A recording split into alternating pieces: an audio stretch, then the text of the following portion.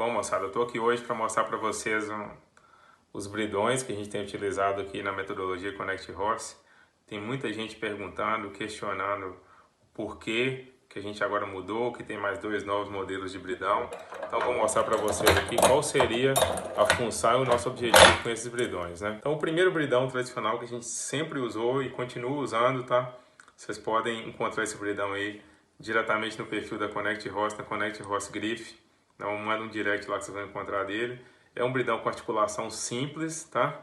Com espessura de bocal aí intermediária. E basicamente, por que a gente utiliza esse bridão? Primeiro, o D, a gente já tem um vídeo explicando por quê, mas esse D é maior para permitir que as rédeas corram aqui, dê um sinal para o cavalo e só a partir daqui ela está causando ação ou levando um comando para o cavalo.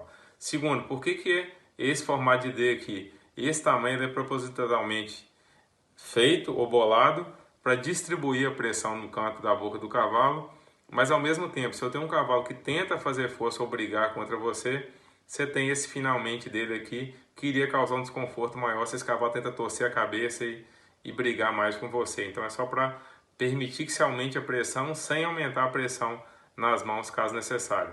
Outro ponto importante é o tamanho do D, que ele não permite que essa embocadura passe de um lado para o outro na boca do cavalo, que é muito comum, por exemplo, quando a gente já trabalha com bridão de agulha.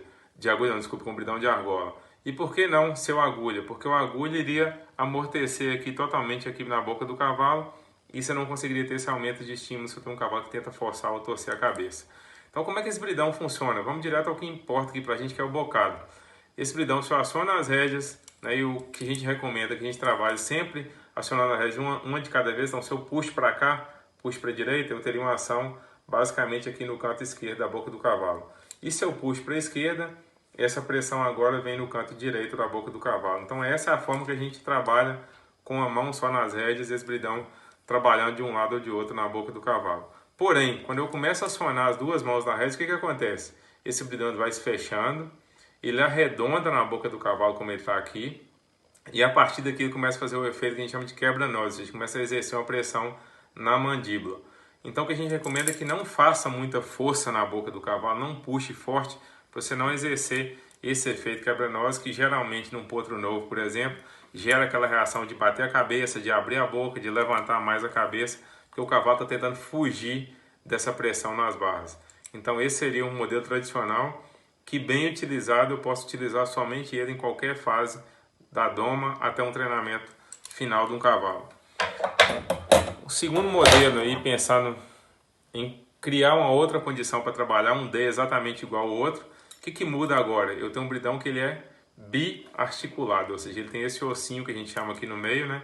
Então tem essa conexão aqui no meio. E o que muda agora? Se eu aciono as duas rédeas ao mesmo tempo agora, perceba a ação desse bridão. Ele também arredonda como o outro anterior que eu mostrei, porém, esse aqui, mesmo que eu acione mais as rédeas, ele deixa um espaço maior aqui no meio, ou seja, ele exerce uma pressão menor sobre as barras do cavalo do que o outro bridão que eu mostrei anteriormente. Então, para cavalos mais sensíveis, especialmente essa pressão nas barras, esse seria uma opção de modelo aí muito interessante para ser trabalhado e que poderia trazer um resultado muito bom para vocês. Ele permite que o cavalo utilize a língua dele aqui também para forçar o bridão para cima e diminuir essa pressão nas barras. Se vocês voltarem e assistirem a nossa resenha científica número 1, a gente fala exatamente sobre a ação das embocaduras e cita modelos de bridão semelhante a esses e como é que eles atuam na boca do cavalo.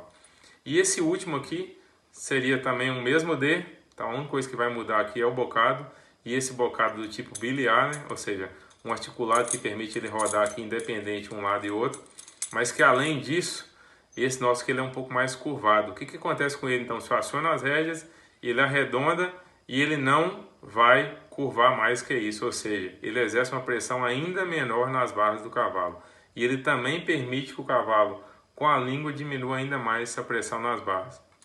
Então eu diria o seguinte, esses dois novos modelos, que seriam esses dois aqui, basicamente o que vai mudar neles? Eles são duas opções a mais que você tem agora para trabalhar, né? Estão disponíveis lá na Inox Paraíso, que fechou uma parceria com a gente para fabricar, e eles estão comercializando diretamente esses bridões. Para quê? Para que você tenha a opção de, quando acionar as duas mãos na rédea, ter um bridão que exerce menos pressão nas bases, especialmente para cavalos mais sensíveis. Então, cavalos que às vezes reagem um pouco mais à embocadura, cavalo que às vezes tenta tirar a língua e passar por cima do bocado, isso é muito comum em função da pressão nas bases e não na pressão nas línguas. E para cavalos às vezes que não apoiam bem na embocadura, então seriam dois modelos que vão te dar uma condição melhor de trabalho. Lembrando que esses bridões sozinhos não fazem milagre e eles não vão resolver um problema que você tenha com o cavalo se você não trabalhar bem a forma de acionar as mãos nas rédeas. Então essas são mais duas opções novas, muito interessantes para serem utilizadas e que a gente usa no nosso programa de treinamento de cavalos. Um grande abraço para vocês.